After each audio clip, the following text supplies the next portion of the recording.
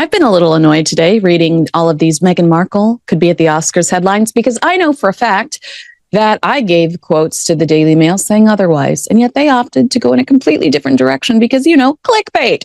All right, so let's read this Express article. I'm not even going to give the Daily Mail's the expert that they went with. I'm not even going to give any of them the time of day, but let's read the origin story. The origin story is actually on some sports betting website, but the Express clears up all the clutter and gets straight to the Meghan Markle nitty gritty. So that's what I'm going to quote here for you. Meghan Markle tipped to make Oscars appearance and statement move before Netflix series. Grab your barf bag.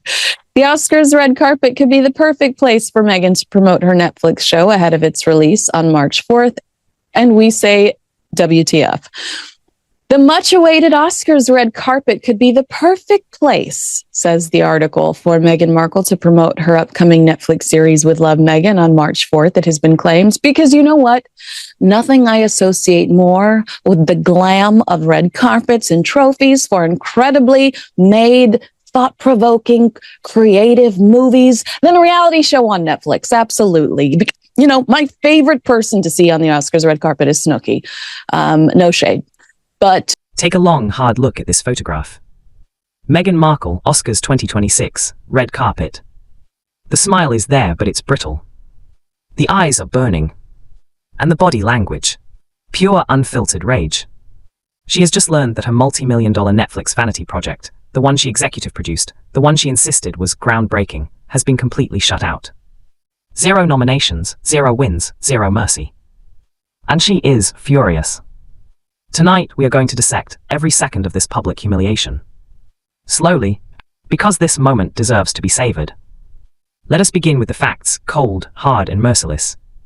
The show in question is called With Love, Meghan, a lifestyle cooking hybrid that was marketed as authentic, relatable, and deeply personal. Translation: 8 episodes of Meghan chopping vegetables while wearing 6-figure designer gowns, lecturing the audience on gratitude, wellness, and how difficult it is to be her. Critics called it tone-deaf. Viewers called it unwatchable. One reviewer wrote, and I quote, "It's like watching a duchess cosplay poverty in a palace kitchen." Netflix reportedly spent north of $20 million. And at the 2026 Academy Awards, it received precisely nothing. Not even a pity nomination in the non-existent Best Use of Organic Kale category. Now watch the footage again in slow motion, if you please.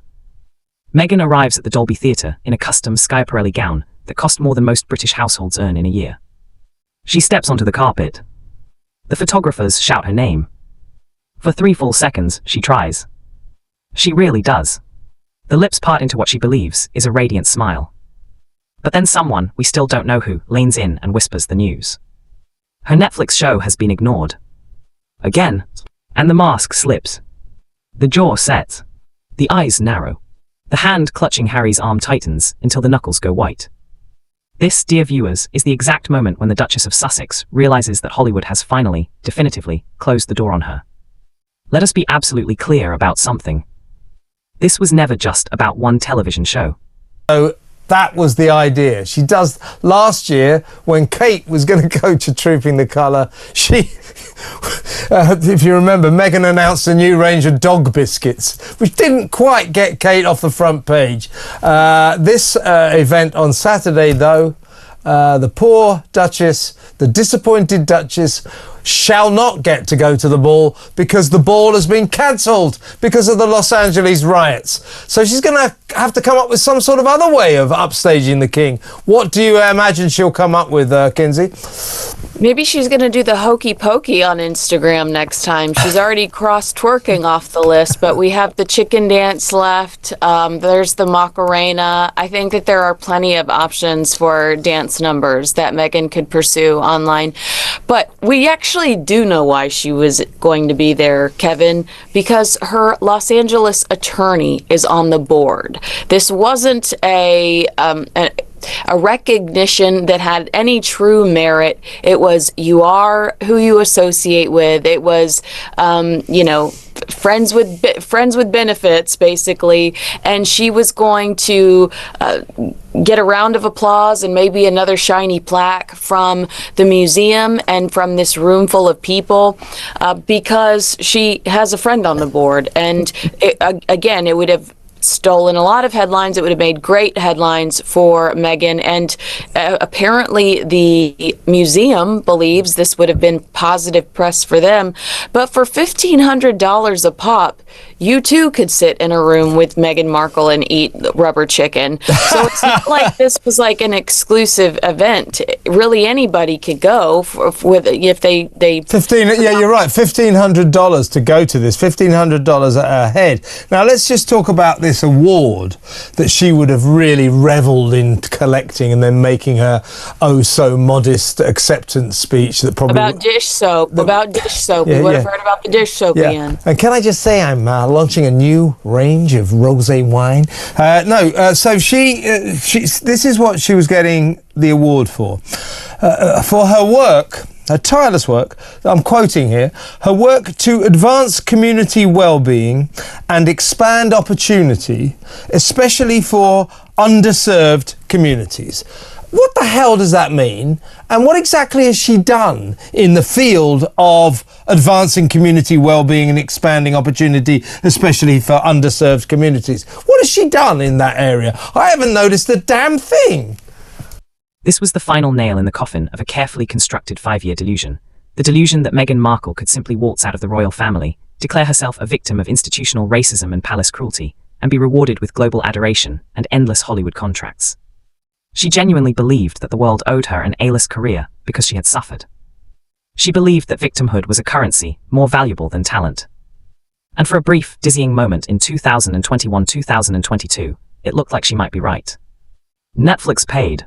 Spotify paid. Vogue covers. Variety covers. The media fawned. But money and attention are not the same as respect. And respect has to be earned.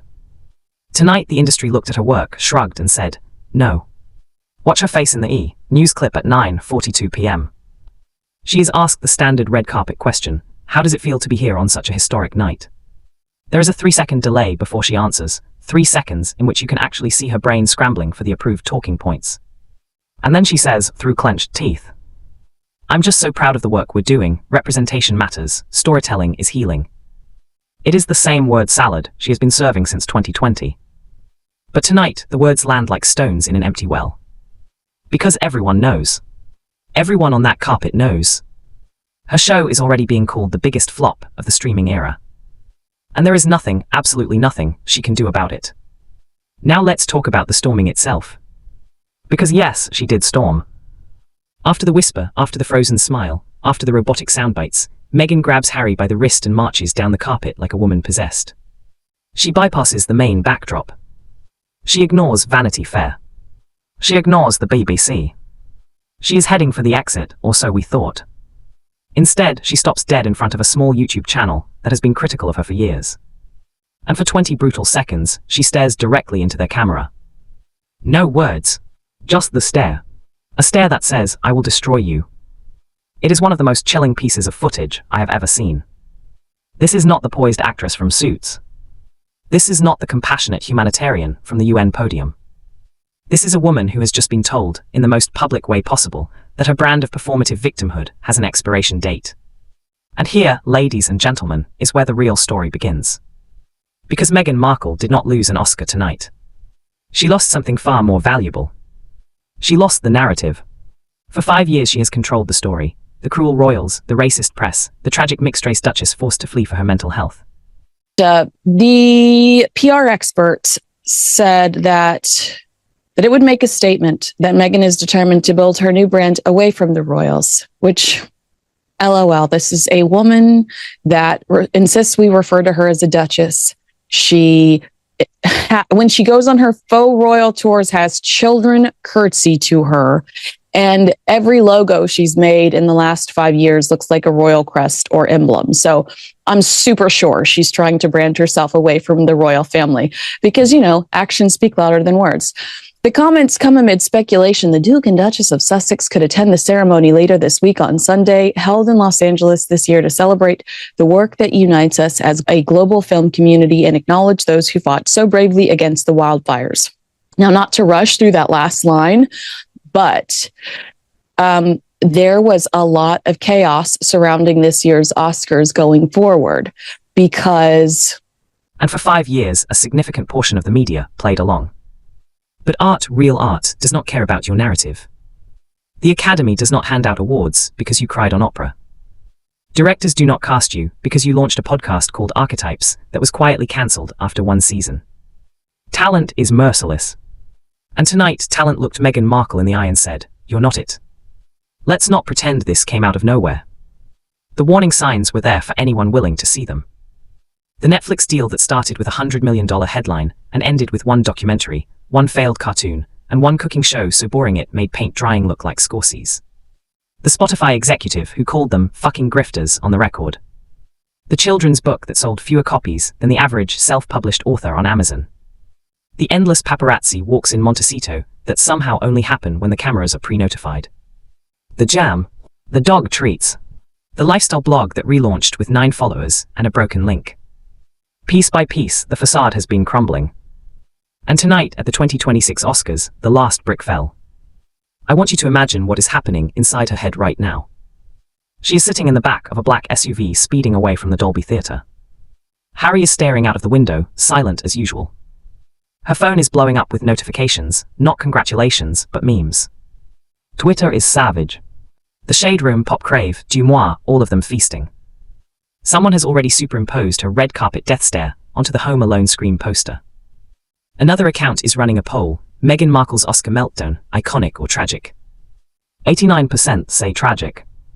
And for the first time in years, there is no statement, no carefully worded response from Sunshine Sachs, no tearful interview lined up with Gayle King. Just silent. Because what can she possibly say? I'm being bullied by the Academy of Motion Picture Arts and Sciences. Please. This is the endgame of weaponized victimhood. When every failure is blamed on racism, when every criticism is dismissed as jealousy, when every professional shortcoming is spun into evidence of your martyrdom, eventually people stop listening. And when they stop listening, they stop caring. And when they stop caring, they start laughing. Meghan Markle wanted to be Diana too. She ends up as a cautionary tale, the woman who mistaken notoriety for respect, who thought that leaving the royal family would be the start of her victory lap, not the beginning of her irrelevance. So as the SUV disappears into the Los Angeles night, as the memes multiply, as the Netflix executives quietly update their resumes, let us raise a glass, not to Meghan Markle, but to the delicious, merciless justice of show business. It took 6 long years. It cost hundreds of millions of dollars. It required an entire ecosystem of enablers, sycophants, and PR mercenaries. But finally, the industry has spoken. And the verdict is unanimous. Meghan Markle is not a star. She is not a victim. She is simply over. Meghan Markle has spent years telling us she's a Hollywood powerhouse. A creative visionary. A storytelling genius who left the constraints of royal life to pursue her artistic dreams. Tonight at the 2026 Oscars, Hollywood finally answered. And the answer was a resounding, humiliating no. I mean, like, the last time I remember, aside from hanging out at the Palisades fires, which was just kind of a kick, you know, her just Meghan chilling out. Like, yeah. What was that? Yeah. I remember her going and speaking at the just the girls club. It was like the girls club in Montecito, Santa Barbara area. And remember, she said she was the most bullied person on the internet to all of these children that are actually experiencing severe bullying as children, not this grown woman trying to garner sympathy from all of these little girls in this room. No, you're asking a great question. What is it that they do? These awards mean absolutely nothing, because think back to all of the awards she collected for the Archetypes podcast. I think Did she get awards for that crap? I can think of 3 off the top of my head. And one of the reason, but it was rubbish. Yes, that's what I'm saying. That none of this actually makes sense. It's all PR. It's all PR for the award show, the charity. It's all just orchestrated to elevate the cause, which she goes, well, great, I get another plaque or trophy on the mantle in the old office, the home office, where her and Harry sat right across from each other at desks. Yeah. So awkward. But yeah, I think that it just goes to show that the Archetypes specifically goes to show how absolutely irrelevant these acknowledgments are, because Archetypes was quickly canceled after her after she collected her last People's Choice Award. And one of the reasons why you don't remember all of these awards is right after collecting one from Gloria Steinem in New York, Prince Harry accused the paparazzi of causing a near catastrophic car chase, which totally stole all of Meghan's thunder. Her Netflix show, the one she promised would change television forever, received nothing. Not a single nomination. Not even a whisper of recognition. And Meghan's response? Pure, uncontrolled fury on the world's most watched red carpet. Settle in, because we're going to examine every delicious second of this disaster. The show was called With Love, Meghan. A title so saccharine it could induce diabetes. Netflix marketing described it as an intimate journey into mindful living, conscious cooking, and the art of gratitude. What viewers actually got was 8 episodes of Meghan wandering around a multi-million-dollar kitchen, pretending to relate to ordinary people while wearing earrings worth more than their mortgages. Episode 1 featured her making avocado toast while discussing the privilege of simplicity. The irony was apparently lost on her. Episode 2 showed her arranging flowers, $30 organic roses, while lamenting how disconnected modern society has become. By episode 3, viewership had dropped 72%. By episode 5, hate-watching had become the only reason anyone tuned in. Netflix executives were reportedly in crisis meetings by week 2. The show was meant to launch Meghan as the next Gwyneth Paltrow, the next Martha Stewart, the next Oprah. Instead, it became a punchline. A cautionary tale about what happens when you believe your own press releases. When you confuse infamy with influence. When you think that marrying a prince qualifies you as an entertainment mogul. Now let's examine the red carpet footage frame by frame. Because this is where it gets truly fascinating. Meghan arrives at 7:43 p.m. Pacific Time. She's wearing a custom Valentino gown, reportedly cost $150,000. The cameras flash. She poses. That signature hand-on-hip stance she's perfected over 1,000 paparazzi photographs. The calculated tilt of the head. The practiced smile that never quite reaches her eyes. But watch closely right there at the 7:44 mark. A Netflix publicist approaches. Leans in. Whispers something. And Meghan's entire face transforms. The smile freezes. The eyes go dead. For exactly 4 seconds, she stands completely motionless. Body language experts would later call it dissociative shock. The moment when reality crashes through carefully constructed fantasy. When years of delusion meet the cold, hard wall of professional rejection. What the publicist told her we now know was simple. The show had been completely shut out. No nominations in any category. Documentary, no. Unstructured reality, no. Even the technical categories, cinematography, editing, sound, nothing. The Academy had looked at With Love, Meghan, and collectively decided it wasn't even worth acknowledging. And that is when the storm begins. Watch her grab Harry's hand. Not affectionately. Not lovingly. But with the grip of someone drowning. Someone whose entire identity has just been invalidated on international television. Harry. A lot of people felt, including myself, like it was inappropriate with the current climate of, half of the people in that building being homeless. Every time I look at Leighton Meester or Adam Brody this award season, my heart melts because I know that they have no place to go home to. So it just feels odd to have this, everybody glad handing each other and acting like everything's cool, and collecting more trophies when the reality is like they don't even have a shelf to put their trophy on. It feels a little icky. So the way that the Academy is trying to deal with that is by elevating first responders. And there does feel like there's a lack of sincerity there, that it's, a second thought. But we should always elevate our first responders. So of course I'm keen to it. I just hope that they are thoughtful and sincere in doing so throughout the award show.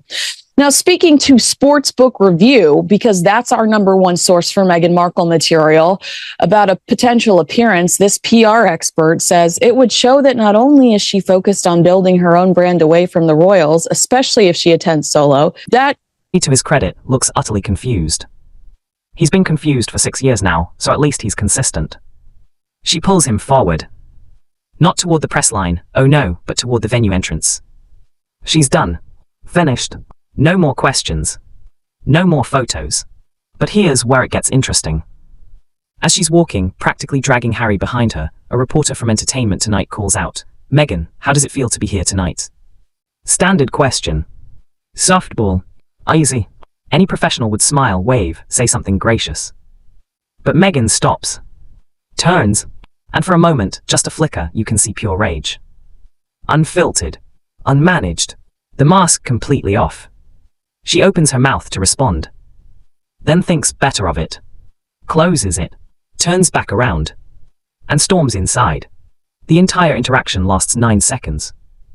9 seconds that will define her public image for years to come. 9 seconds that reveal everything she's desperately tried to hide. That beneath the humanitarian rhetoric, beneath the compassion branding, beneath the endless talk of kindness and empathy, there's just ambition. Wounded, desperate, furious ambition. Let's talk about what this really means. Meghan has spent the last 5 years constructing an elaborate mythology. She's the princess who was bullied by the institution. The biracial woman who faced unimaginable racism. The mental health advocate who bravely spoke her truth. The feminist icon who refused to be silenced. And all of that may or may not be true. But it's also completely irrelevant to Hollywood. Because Hollywood doesn't care about your victim story. It cares about one thing: can you deliver? Can you make content that people actually want to watch? Can you justify the investment? Can you translate your personal brand into profit? And the answer definitively is no. Netflix paid her and Harry somewhere between $100 and $150 million. For that investment, they received one documentary that performed moderately well purely because of controversy. One animated series that was cancelled before release. And one lifestyle show that became an industry joke within 48 hours of premiere. The return on investment is catastrophic.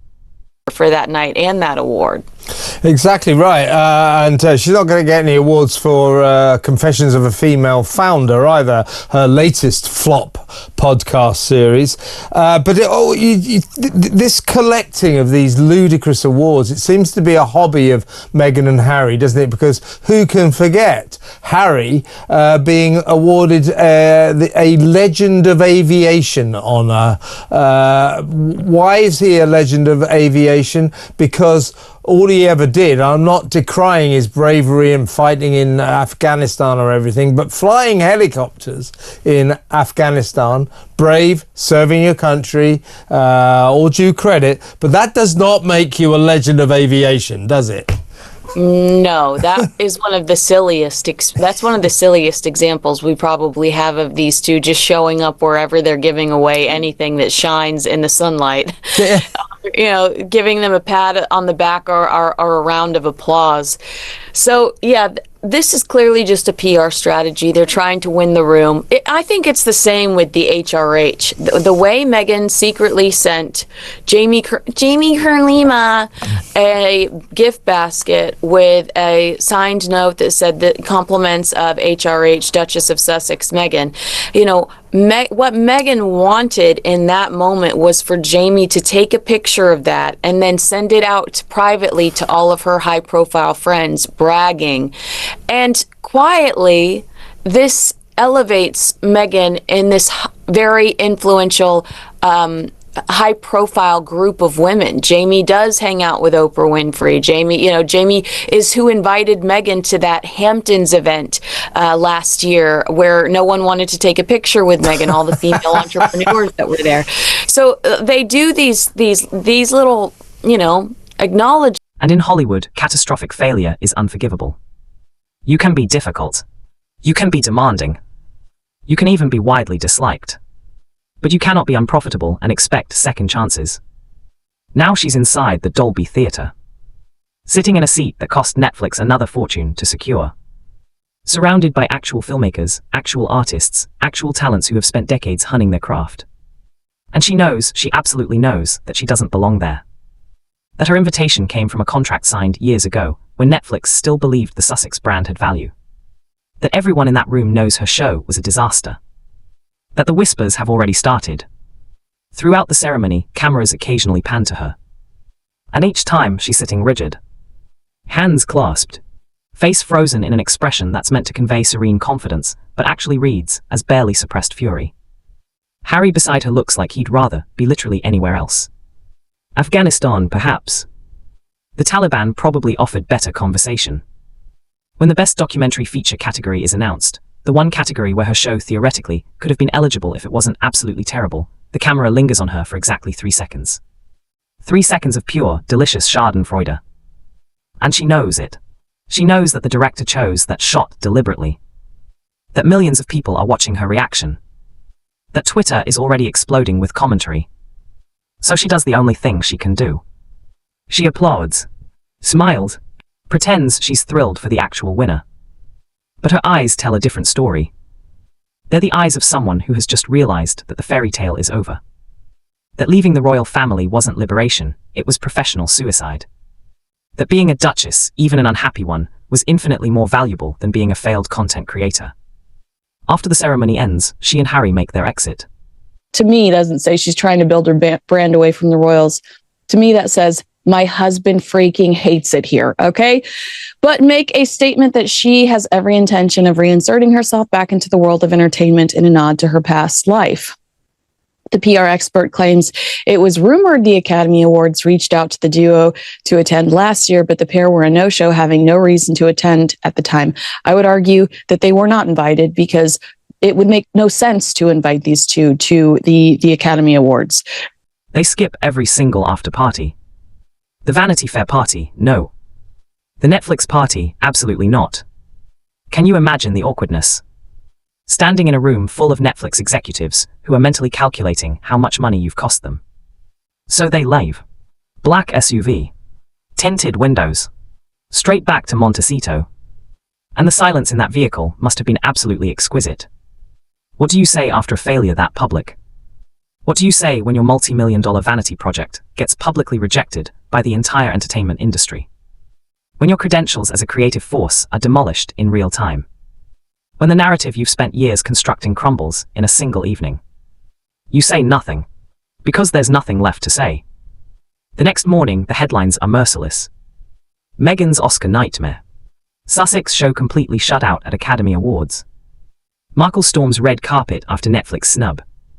Twitter trends include Meghan flop and Netflix regrets.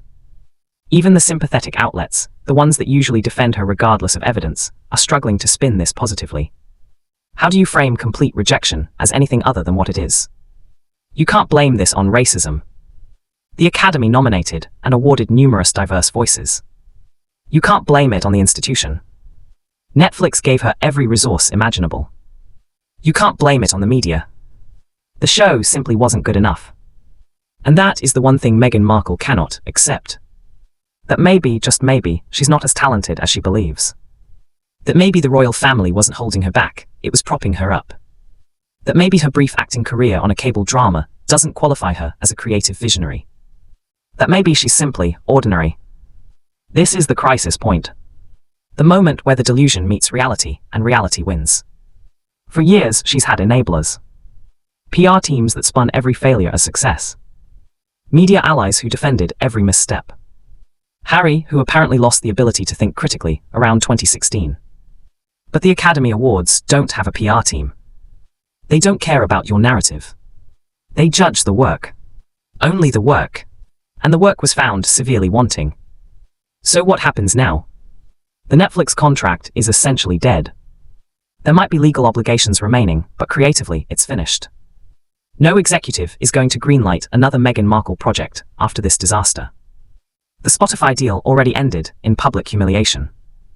Book deals, her last one sold poorly despite saturation marketing. Acting, she's 45 years old and hasn't booked a serious role in a decade. Influencer, her Instagram engagement rates are abysmal compared to actual influencers with fraction of her followers. The only currency she has left is controversy. And controversy has a shelf life. Eventually, people stop caring.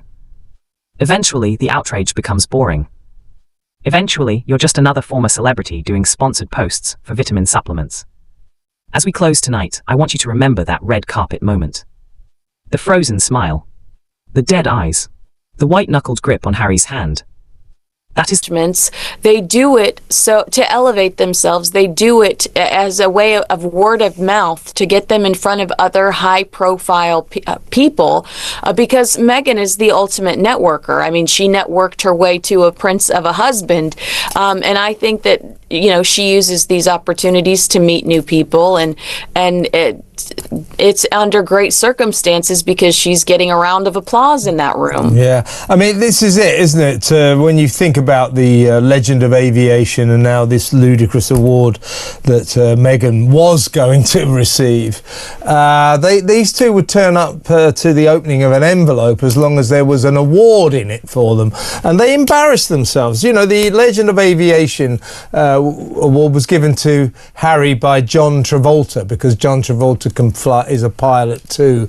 I believe it was at the Beverly Hilton Hotel, but and John Travolta just loved Harry's mom. This is more of him grifting off of his mother's, amazing legacy. John Travolta had that classic moment dancing at the White House with Princess Diana, and I think he sympathized with Prince Harry because he lost his mother early on. That doesn't justify a nomination or a win for legend of aviation. Okay, Travolta, love you in Greece, but we've got to stop. This is where we stop. Yeah, Saturday Night Fever, you were pretty damn good in that as well, but that was a long, long time ago. What is, Kinsey, I'm putting you on the spot here, what is an underserved community? I think it's people that want good loose fruit spread because they're clearly underserved. I say so. What? But they're underserved because no one has served them any scam jam. Yeah, exactly. The moment the dream died. The moment Meghan Markle realized that she traded a guaranteed position of global influence for absolutely nothing. That Hollywood doesn't reward you for being famous. It rewards you for being talented. And talent, real talent, cannot be manufactured by PR teams or purchased with Netflix money. It must be earned. And she hasn't earned it. The 2026 Oscars will be remembered for many things.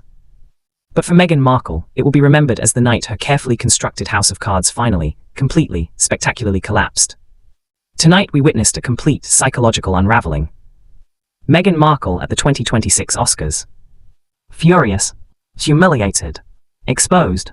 Her Netflix passion project, the vehicle she promised would cement her legacy as a serious creative force, was utterly ignored by the Academy. Zero recognition. Zero nominations. Zero acknowledgement that it even existed. And her reaction to this professional rejection has told us more about who Meghan Markle truly is than 5 years of carefully orchestrated interviews ever could. Let's begin at the beginning. Not at the red carpet. But 6 months ago, when rumors first started circulating that with Love, Meghan might be eligible for Oscar consideration. Documentary category, they said. Lifestyle programming had been reclassified. There was a chance. A small chance, but a chance nonetheless. And Meghan, according to multiple sources, became obsessed. She hired an Oscar campaign consultant. Yes, that's a real job. Someone whose entire purpose is to lobby Academy members, arrange screening events, generate buzz. She reportedly spent 6 figures of her own money on this campaign. Hosting intimate dinners for Academy voters. Sending elaborate gift baskets. Arranging one-on-one calls where she personally explained the cultural significance of her show. The desperation was apparently palpable. One Academy member, speaking anonymously, said she was campaigning harder than most Best Picture nominees for a lifestyle show that nobody watched. Another said it was uncomfortable. She seemed to believe that she deserved recognition simply for existing. This is important context. Because what happened tonight wasn't spontaneous emotion. It was the culmination of months of desperate, degrading campaigning that ended in absolute failure. The show itself is worth examining in detail. With Love, Meghan premiered on Netflix January 15, 2026. 8 episodes. 40-minute runtime each. Total production budget estimated at $23 million. That's nearly $3 million per episode. For comparison, most high-quality documentaries cost a fraction of that. Where did the money go? Well, the production design alone was staggering. Every scene set in a kitchen that looked like it belonged in Architectural Digest. Marble countertops. Custom cabinetry. Fresh flowers in every shot, replaced hourly. Meghan's wardrobe was estimated at over $500,000 across 8 episodes. They further added the Academy Awards red carpet could be the perfect place for Meghan to plug her latest project, especially with the film featuring many of her A-list pals from her days on screen. I'm sorry, does the PR expert not know that we're talking about a reality show and not a film? This is a reality show, not a film. And I can count the A-listers that Meghan Markle has on her no show on one hand. Okay? Her appearance at the Oscars, the pinnacle of award season, would definitely have people talking. Yeah, like, what the is she doing here? Putting all eyes on her and generating wide-scale attention at a key moment for her. With only one project left as part of her and Harry's 5-year deal with Netflix, attending the Oscars would be a clever PR move by Meghan to boost viewing figures and ensure these final projects are a success. Well, technically, PR expert lady, you're wrong, because there's Meet Me at the Lake. There's still one project left. She's not wrapping up with her designer everything. It's the row, Loro Piana, Brunello Cucinelli. To cook pasta. The cinematography was admittedly beautiful, shot on high-end cameras with lighting that made everything look ethereal and expensive. But here's the problem. Content matters. And the content was absolutely vacuous. Episode 1, titled Beginning with Gratitude, featured Meghan making breakfast while discussing how important it is to stay grounded. This from a woman who was literally driven to the shoot location in a Range Rover that costs more than the average annual salary. The cognitive dissonance was breathtaking. Episode 2 covered flower arranging. For 40 minutes, Meghan discussed the language of flowers while creating elaborate arrangements that would die within 3 days. The metaphor was perhaps too perfect. Episode 3 was about conscious cooking. Meghan prepared a salad using ingredients that cost, collectively, about $200. Heirloom tomatoes at $20 per pound. Burrata flown in from Italy. Microgreens grown in a vertical farm powered by sustainable energy. All while discussing accessibility and making wellness available to everyone. The lack of self-awareness was genuinely stunning. By episode 4, even sympathetic reviewers were struggling. The Guardian gave it 2 stars, calling it a masterclass in performative relatability. Variety wrote, Meghan Markle seems to have confused aspiration with inspiration. The Hollywood Reporter was brutal. Watching someone this wealthy pretend to understand normal life is excruciating. And the viewership numbers told the real story. Episode 1, 3.2 million viewers, driven entirely by curiosity. Episode 2, 1.1 million. Episode 3, 640,000. By episode 8, fewer than 200,000 people were still watching. For a show that cost $23 million to produce. Netflix executives were reportedly apoplectic. One streaming analyst calculated that the cost per viewer was among the highest in Netflix history. But Meghan, according to sources, refused to accept responsibility. She blamed the algorithm. She blamed insufficient marketing. She blamed coordinated attacks from British media.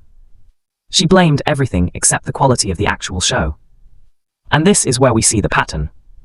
The pattern that has defined her entire post-royal existence. Nothing is ever her fault. Every failure is someone else's conspiracy. Every criticism is rooted in racism, or misogyny, or institutional prejudice. The possibility that she simply isn't very good at this never seems to occur to her. Now let's return to tonight. The Oscars. She arrives with Harry at 7:38 p.m. The gown is Givenchy this time.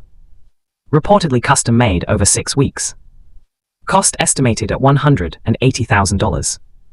Her jewelry is borrowed from Cartier, $3 million worth. The hair and makeup team started work at noon. 7 hours of preparation. For a woman who claims to value authenticity above all else. She steps onto the red carpet, and immediately the professional mask is on.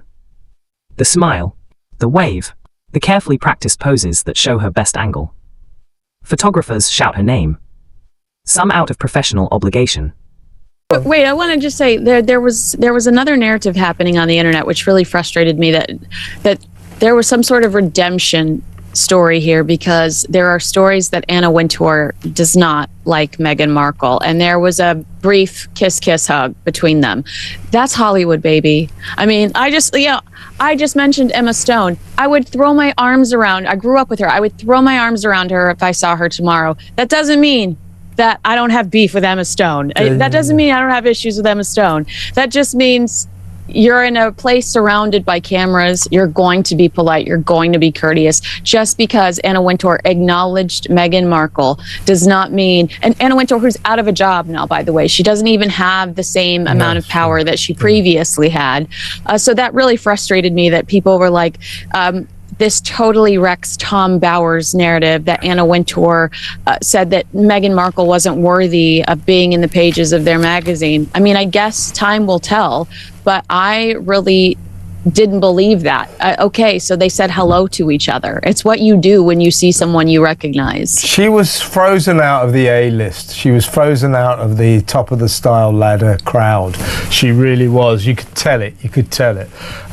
Christian Scott Thomas, you know, it was one of those. It's very British, you know, and then carry on talking.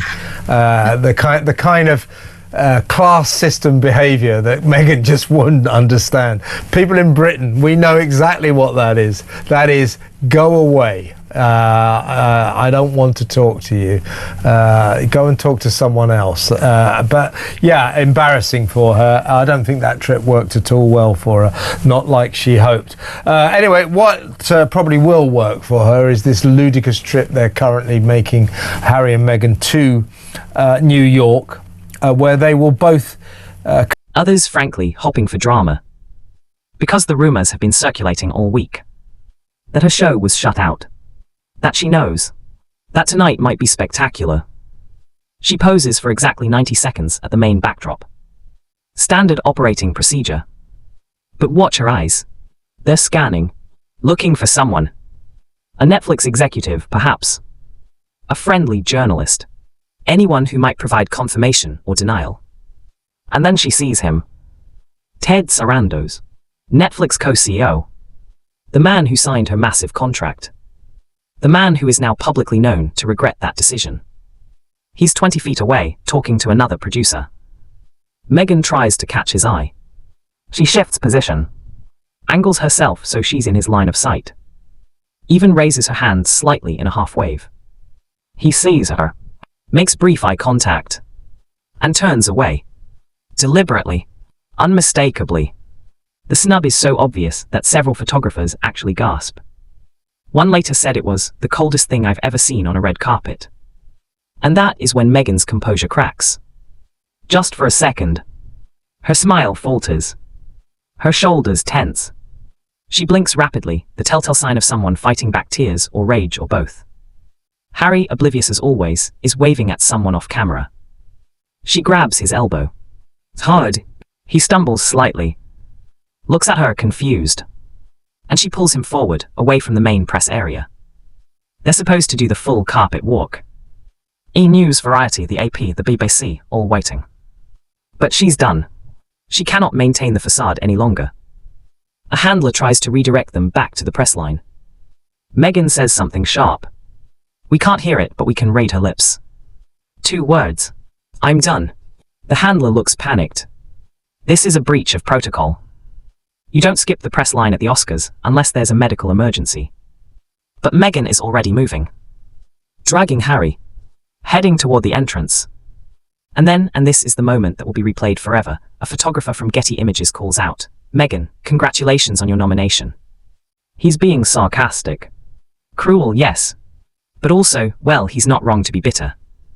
He's been standing there for 6 hours. And she won't even stop for the press she's contractually obligated to engage with. Meghan freezes. Turns. Stares directly at this photographer. The look on her face is pure venom. For 5 full seconds, she just stares. Someone later described it as if looks could kill, that man would be Ash. The photographer, to his credit, keeps snapping. Click, click, click. Each photo capturing a different micro-expression of rage. And then she does something extraordinary. She laughs. Not a genuine laugh. A single harsh bark of laughter that sounds almost unhinged. And says, loudly enough for multiple microphones to catch, how original. Then turns and disappears inside. The entire red carpet goes silent for a moment. Reporters look at each other. Did that just happen? Did Meghan Markle just have a public meltdown at the Oscars? The answer is yes. Yes, she did. Inside the ceremony, things don't improve. Meghan and Harry are seated in a strategic location. Aisle seat about 15 rows back. Close enough to be seen, far enough to acknowledge they're not A-list. The camera operators have clearly been briefed. Every time there's a lull, they cut to Meghan, checking her reaction, hoping for content. And she knows it. You can see her awareness. The way she constantly adjusts her expression. Tries to look engaged, interested, happy. But it's exhausting. Maintaining a fake smile for 3 hours while the entire world watches you not win anything. While categories you campaigned for go to other, more deserving candidates. While the industry you desperately want to accept you demonstrates, publicly and definitively, that you are irrelevant. The Best Documentary Feature category comes up at 9:47 p.m. Her show was never officially in contention, but there had been rumors. Whispers. Maybe a surprise nomination. The camera cuts to her just before the nominees are announced. She's leaning forward slightly. Reality show. Meghan Markle decided to delay her Netflix show release due to the devastation caused by the LA fires, unless you're me, and then you believe that she delayed the show so that she could have time to jump in and do another re-edit based on the negative feedback she received from the Netflix trailer and the comments being open. And it wasn't just the nasty comments on YouTube. It was like eater.com, legitimate outlets saying, what the heck are we looking at here? We also believe that she is used that time to edit to insert some footage from the charity work she did towards the LA fires in the final project. In the 8 episodes, Meghan will share personal tips and tricks, including cooking and gardening, while having conversations with some friends. Let me just tell you, when I think about the Oscars, the glorious Oscars, I immediately think cooking and gardening, tips and tricks, Nothing says Oscars like Meghan frolicking around someone else's garden. Truly. Okay, recently the mom of 2 has been accused by fans of copying TV star Pamela Anderson's own cooking show after they spotted similarities between the trailers for her series and Meghan Markle's. Now, there's more. There's a lot of other stuff, but it's irrelevant to what we're talking about here. Let me tell you why I'm so annoyed by this, because the reality that Meghan Markle is going to show up at the Oscars is that's ridiculous. There's no way. And that's what I told the Daily Mail, who decided to go in a clickbait direction of like, could Meghan be at the Oscars? Oh, wow, how exciting if Meghan was at the Oscars. Get a grip. Let me tell you what I told them and what they opted not to use, because clearly they had an agenda. So they asked me, do you think that Meghan Markle and Princeharry will attend this year's Oscars? Why and why not? Here was my answer. I do not believe that Meghan Markle will attend the 2025 Oscars ceremony. Meghan and her brand is considered very messy here in Hollywood, but truth be told, there is a lot of controversy surrounding the Oscars and the Academy deciding to go through with it, despite the devastating fires that engulfed portions of Los Angeles, leaving several of the stars you would see on that carpet literally homeless. Some rallied to postpone the event. They opted not to. Meghan attending that event would only reignite the comments made by Justine Bateman, where she referred to Meghan and Princeharry as disaster tourists. Additionally, industry juggernauts don't want the association. I asked a publicist if his client would give me a comment on the Sussexes and was immediately denied because the publicist did not want their client associating with. Hands clasped. For just a moment, you can see hope on her face. Genuine, vulnerable hope. And then the nominees are read. 5 films. None of them hers. The hope dies. She slumps back infinitesimally. Pastes the smile back on. Applauds mechanically. But the damage is done. Everyone watching knows. She actually thought she had a chance. She actually believed her mediocre lifestyle show might be recognized by the Academy of Motion Picture Arts and Sciences. The delusion is staggering. As the ceremony drags on, you can see her deteriorating. The smile becomes more fixed. The applause more automatic. Harry has given up entirely and appears to be sleeping with his eyes open. A skill he's perfected over the last several years. When the ceremony finally ends, Meghan is up and moving before the final applause finishes. She doesn't stop to talk to anyone. Doesn't pose for photos with other attendees. doesn't engage in the traditional post-ceremony networking that is, frankly, the entire point of attending. She makes a direct line for the exit. Harry trailing behind like a confused Labrador. Outside, their car is waiting. Black Escalade. Tinted windows. Engine running. They're inside and gone within 30 seconds. No after parties. No appearances. Just gone. And the absence speaks volumes. Because everyone who is anyone stays for the parties. That's where deals are made, where relationships are built, where careers are advanced. But Meghan can't face it. Can't stand in rooms full of people who know she failed. Can't make small talk with executives who regret ever writing her a check. Can't pretend that tonight was anything other than a complete, public humiliation. The drive back to Montecito is 90 minutes. 90 minutes alone with her thoughts. With the reality that her Hollywood dream is officially dead. That she burned bridges with the royal family for this. That she traded guaranteed global influence for nothing. That at 45 years old, her career options are essentially zero. The next morning, her team goes into damage control mode. But what can they possibly say? There's no spin for this. No way to frame, completely ignored by the Academy, as anything other than professional rejection. So they say nothing. The silence is deafening. For someone who has spent 5 years carefully managing every aspect of her public narrative, the silence is an admission of defeat. And that, ladies and gentlemen, is the story. Not of a duchess wronged by the establishment. Not of a creative visionary ahead of her time. But of someone so consumed by ambition, so desperate for validation, so unable to accept her own limitations, that she has engineered her own irrelevance. Tonight wasn't just about one award show. It was the final verdict on the Meghan Markle experiment. And the verdict is clear. Hollywood has spoken. The answer is no. Meghan Markle stormed off the Oscars red carpet last night. Not gracefully. Not quietly. But with barely contained rage that was visible from 50 feet away. Her Netflix show, the one she described as her most authentic work, was completely ignored by the Academy. Not a single nomination. Not even a courtesy acknowledgement. And in that moment of rejection, we saw the real Meghan. Not the compassionate humanitarian. Collect their thoroughly undeserved Humanitarian of the Year awards from the Project Healthy Minds organisation. Now, as I said earlier, you know, Harry, this is the least deserved award for Harry since he collected the Legend of Aviation award. No, since he collected the Pat Tillman Award. Pat Tillman died in the middle of serving the country. Prince Harry has no business having his name said in the same sentence as Pat Tillman. I agree with that. But Legend of Aviation, this guy couldn't pass he failed his helicopter pilot's test. How can you be a Legend of Aviation if you're not allowed to fly even a helicopter because you failed the test? So in other words, the story is that Pat Tillman was a disgrace. Pat Tillman's mother didn't want Harry to pick up that organisation's award, and yet Harry went. He'll go anywhere to pick up an award.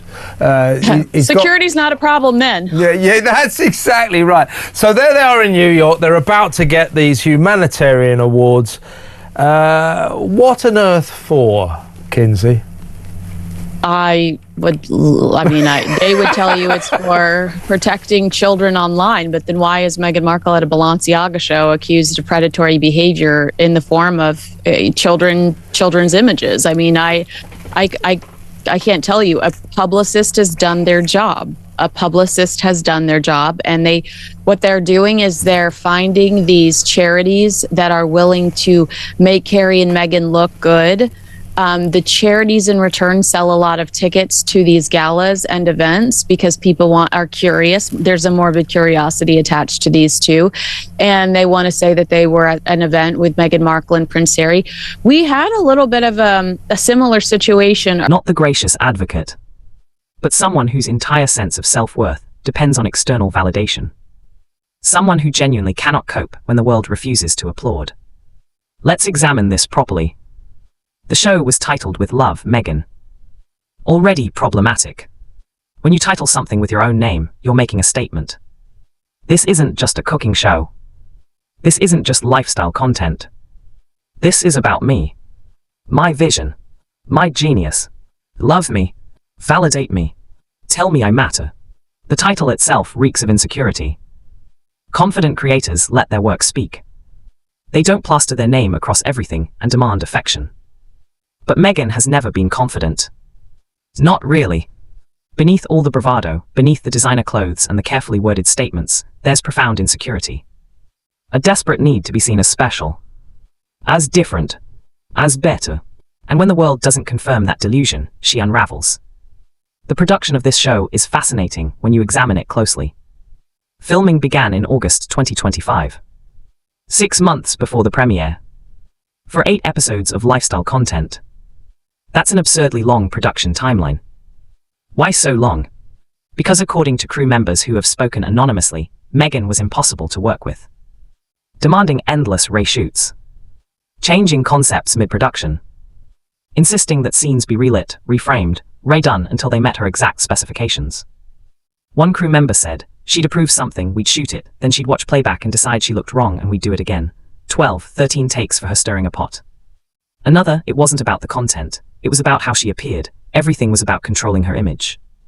This is someone fundamentally unable to be authentic. Even in a show ostensibly about authenticity. Every moment calculated. Every angle considered. Every word scripted and re-scripted. The irony is exquisite. A show about living truthfully, created by someone pathologically incapable of truth. The content itself reveals so much. Episode 1 opens with Meghan in a garden. She's wearing white linen. Barefoot, hair loose. The visual language screams, I am natural, I am real, I am grounded. But the garden is professionally landscaped. Those flowers brought in specifically for filming. The morning light, achieved with $10,000 worth of diffusion equipment. Even her bare feet were reportedly pedicured the night before, at a cost of $300. Nothing about it is authentic. It's a performance of authenticity. A simulation of relatability by someone who hasn't been relatable in years. And viewers saw through it immediately. Social media response was brutal within hours of release. Why is she pretending to be poor? Does she think we are stupid? This is what happens when you have no self-awareness. The comments section became a graveyard of mockery. Netflix tellingly disabled comments after 48 hours. They claimed it was due to hateful content. Translation, the public response was so universally negative that leaving comments enabled would damage the brand. But Meghan, according to insiders, blamed the audience. They didn't understand. They weren't sophisticated enough. They were influenced by tabloid narratives. Never once did she consider that maybe, just maybe, the show simply wasn't good. That her perspective as a woman worth tens of millions of dollars, lecturing ordinary people about gratitude, might be tone deaf. That authenticity cannot be manufactured in a production studio with a crew of 40. This inability to accept criticism is pathological. And it leads us to last night. The Oscars, Hollywood's biggest night. A celebration of actual achievement. Meghan arrived expecting what exactly? She wasn't nominated. Her show wasn't nominated. She had no professional reason to be there beyond the general Netflix invitation. Yet she arrived dressed for victory. The gown, the jewels, the expression of serene confidence. Around the time of the Palisades fire, remember Meghan was being honored for something? I can't even remember what. The Palisades fire happened, so they canceled the event. They just had the same event and Meghan Markle was not honored. So they did the event that they postponed and Meghan Markle was not honored. I mean, it's a PR. It's all a PR game. Meghan and Harry's team are looking for people to give them trophies so that People magazine will melt and say, "Oh my gosh, Harry and Meghan saving the world." And in return for the charity, people like you and I are talking about them for the first time on Earth, and they might sell a few more tickets because people think it's glamorous to be in a room with Princess Diana's son and King Charles's son. But not the missus. I'll be honest with you. Nobody cares about being in the room with the missus. You're right. There's still a sort of